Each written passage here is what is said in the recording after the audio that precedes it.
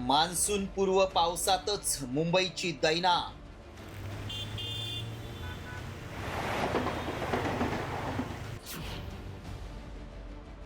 कॉन्क्रीटची मुंबई पावसात बुडणार.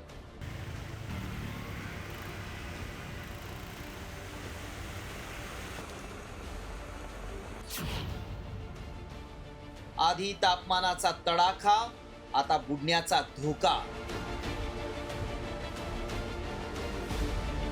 स्वप्नांची नगरी असलेल्या मुंबईत सिमेंटचे रस्ते आणि पेवर ब्लॉकच्या विळख्यात आज मुंबईकरांचा श्वास पार गुदमरून गेलाय. अशातच आता मान्सूनपूर्व पावसाच्या पहिल्याच सरीत मुंबईच्या काही भागात पाणी साचलं.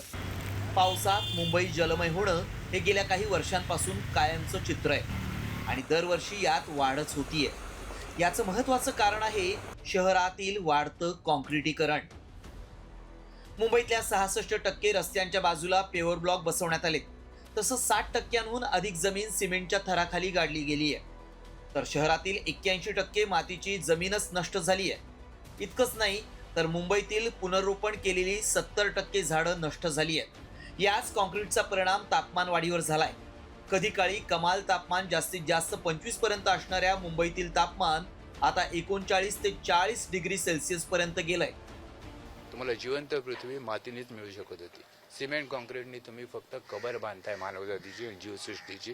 आणि शहरासाठी सुद्धा हवाई युनिव्हर्सिटी आहे पॅसिफिक महासागरात, त्यांचा अहवाल जो आलेला आहे तो 12 वर्षापूर्वी आला आहे.